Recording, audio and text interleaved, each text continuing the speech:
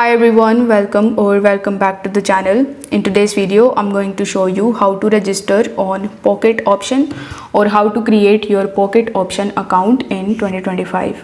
For that, first of all, you will have to open your Google Play Store or App Store, and here in the search bar, you need to simply search for Pocket Option.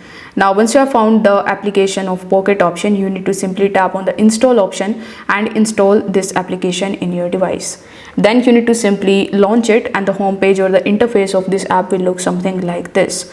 Now by default you will see the registration option here. So since we want to register at Pocket Option, you need to tap on registration.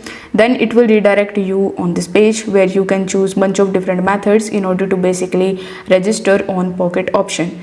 Here you can provide your email address that you want to connect with your Pocket Option account, and then create a strong password for your account. If you have any promo code, you can use that promo code here. Then tap on I read and accept the public following agreement, and then tap on the registration option.